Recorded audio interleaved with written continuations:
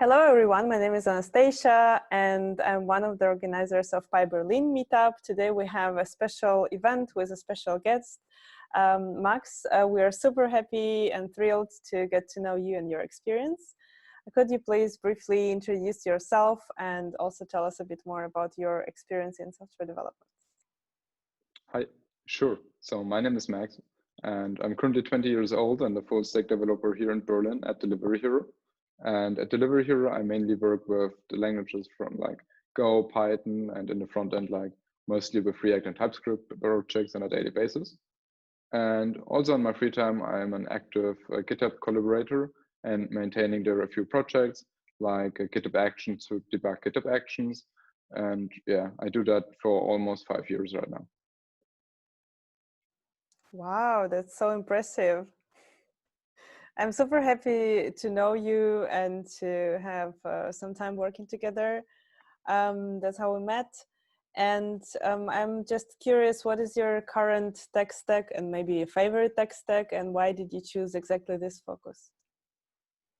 So over the past few years, I obviously use a lot of program languages, frameworks, and yeah, all like that for some side project mostly and also for work. Let's maybe get started how my career gets started. So for that, I started quite typical, I would say, with like a Raspberry Pi and some web development on it. There I created like a small web page with like first HTML and JavaScript and opened it in the browser. I was around 15 years old or something like that. After that, my first project or something like that was like a Python project with you, which was a music alarm clock. And you could set up in the web interface when you want to get woken up and with what kind of music, like from YouTube and SoundCloud. And then in the end, like wireless sockets get turned on. And it was like almost every morning, 7 a.m., a small party going on in my room. And yeah, this project also helped me to get started with my first job. Yeah. How did you actually start with an open source?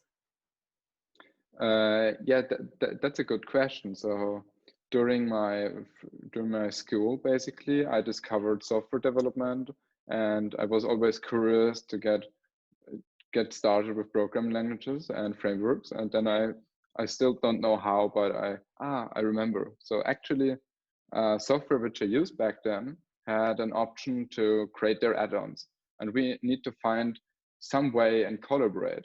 So then we first get started with, I think, Dropbox or something like that. And then we found out, no, that's not a good version control system for code especially. And then we went over to use GitHub for that. And that was my first GitHub project back in 2015.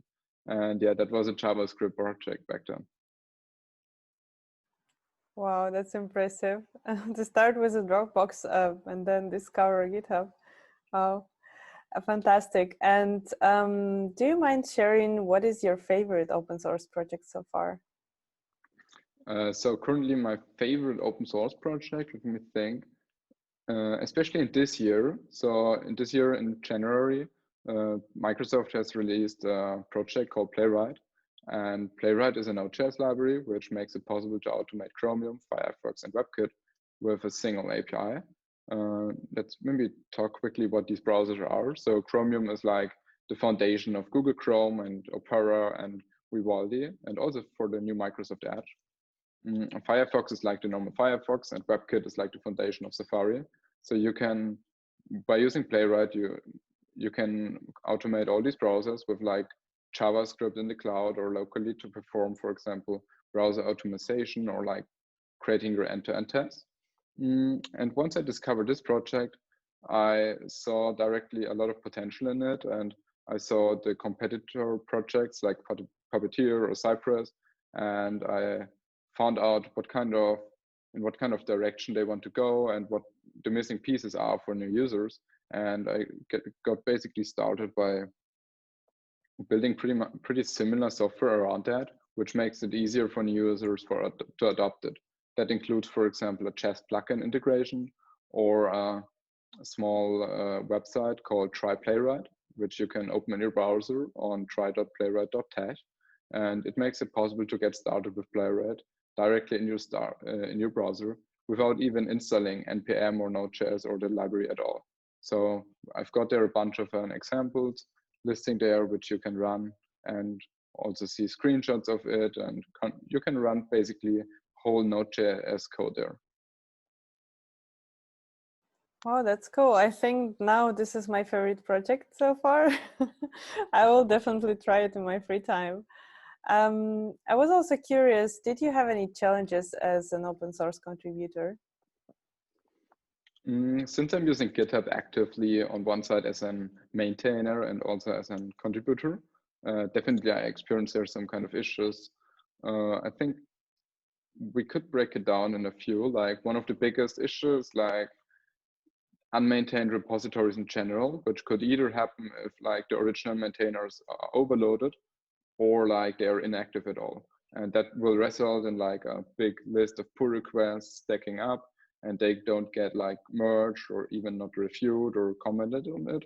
And also about issues. So yeah, that's like one thing which could happen.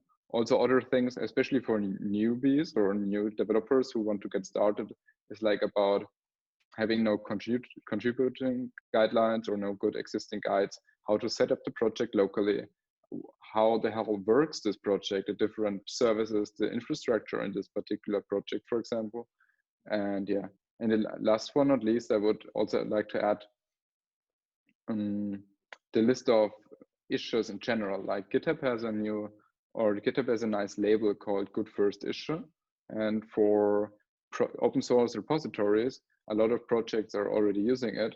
They're assigning small bugs or small documentation changes or small features. They're assigning this label to it, and then new contributors can pick it up basically. So I would break it down into these 3 points. Yeah, it sounds like easy to start with those ones. Yeah. I have a follow-up question to that. Would you suggest someone starting a development career to try contributing into open source, or maybe not? Do you mean to get started with open source first and then picking up a job? Yeah. Okay. I personally, since I was also involved in interviews on both sides already, for me it's always really important, or we are always really curious if somebody is using GitHub on his free time, on his side projects, either for private projects or like for open source projects in general. And I think it has a lot of benefits. So if a candidate or a junior gets started with programming on GitHub especially, and shows her first tries in like algorithms or web applications or like small web applications, yeah, then new companies can directly see how the candidate works and how his code quality is, and if he's really passionate about it. So I think, yeah, definitely, I really recommend it. Yeah, cool. Thank you. Which tips do you have for someone who would like to be a software developer? That's a good one. So I would say for new software engineers in general who are very curious, who wants to get started, basically, I would recommend first that they should create a GitHub account. And then after they learn, for example, how JavaScript works in general or Python works, or maybe learn the fundamentals of Django, they should start with the first few projects. So GitHub is there a perfect place for that.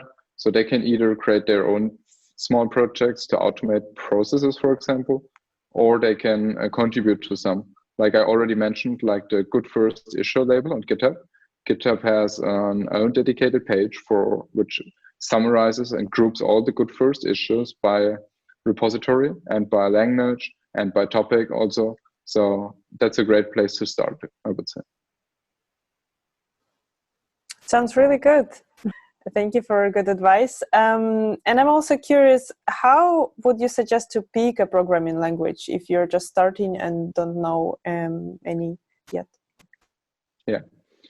So if you are entirely new to programming and never did a computer science course or a course about software engineering in general, I would say it doesn't really matter which programming language you pick. It more matters like how many resources, tutorials, and guides are available on the internet. And right now, I would say that the top two languages for that is on one hand Python, and on the other hand, it's like JavaScript. Because for JavaScript, it's great that you can use it in the front end and in the back end too. So if you have, for example, a work colleague who is like pretty familiar in PHP or something like that, then also nothing would be against PHP, because you always have a person where you can ask questions to. So yeah. So if somebody entirely new asked me, I would go with the Python approach and then go over to the JavaScript one. That's a really good advice, especially that we are having PyBerlin podcast in here. So I guess we have a lot of fans of Python in here. Thank you. And also, what would you suggest to learn in general, like maybe first learn or some courses? Yeah. So if you are not doing like a computer science study in a university, I would really recommend the CS50 course by Harvard, which you can take a look in the internet on your own. It's free. It's like based on, I think, 7 lectures or something like that. And after that, you know mostly all of the fundamentals of programming and software engineering, and how all the components stitch together, and what is front end and what is back end, what is algorithm and what is a database, and all these components. And yeah, it's free. If you want to spend a bit of money, like I think 150 euros, something like that, they even give you a certificate, and you can create your own small project out of it, and you can hand it over to them. They review it, and if they like it, or if it like has all the qualification which it requires, you even get a certificate. Yeah. And after these 7 lectures, you can choose different tracks, one for web development, for example, one about game development, one for iOS development, all these different kinds which you can use to then get more deeply into these into these niches. Yeah, I think that's a really good way to start. I have a tricky question for you. Maybe you already mentioned that you would suggest to start with Python, but what is another preferred language of yours besides Python? For me, currently, what I would choose for side projects or in general for a tech stack is like Go in the backend, because it's super scalable. You can easily create there like Docker files, Docker containers, which are pretty small. It's strongly typed, and it has a super rich standard library. And in the front end, I would choose React and TypeScript probably, because the ecosystem is super big on one hand, and also on the other hand, in combination with TypeScript, it's type safe. And by that, your business logic is like your workflows are, I would say, pretty safe in the web in general if you implement area logics and so on. So I would go with like a Go, React, TypeScript approach, and these are by far my favorite languages and frameworks. And of course, Python. Of course, yeah. Yeah, thank you. And what is that inspires you the most in software development, and what is that you like? For what inspires me for software development is like for side projects, for example, on GitHub, as they grew over time and get more attraction, it's like a very small change. Like sometimes you just bump a dependency, or you change a few lines in code, or even sometimes just a character, but they make already a very big a very big impact to your customers. So let's imagine at work, it's probably an exception, but we have there like a few thousands, a few 100,000 users per month. And yeah, if you make there a bug fix or implement there a feature which enhance a special workflow for the customers in the end, it feels really, really nice to deploy this change to so many customers and users. So small change can make a really big impact in software development, especially at scale. Yeah, that's really true. And also in the company that you're working and feeling this impact, that you are producing something that makes an impact. Yeah, thank you. That's a really good advice. I think it's one of my favorite inspirational advices and notes so far.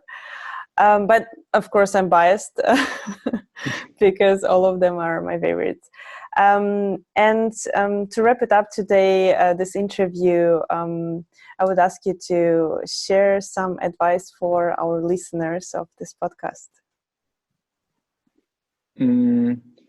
during my start of the career around 5-6 years ago, I realized that if you have like a bit consistency in your career and in how you work, like especially in the Playwright project, or also I detected it in previous projects where I contributed to, if you have the consistency there, it's like it has a really big impact in the end. So I would recommend stick with one technology until you understand it and master it. Stick with one framework until you understand and master it, and then move along and further. So all of that in combination will make a really great developer out of you. And by that, I think nothing is hiding them nothing is hiding them between that to start a really great career path. Thank you. I think this is super helpful for everyone listening us right now.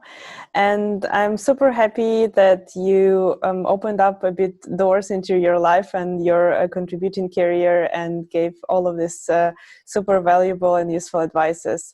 And hope to see you in the next PyBerlin meetups, maybe as a speaker next time, or maybe for next activities. And looking forward to have you there as well.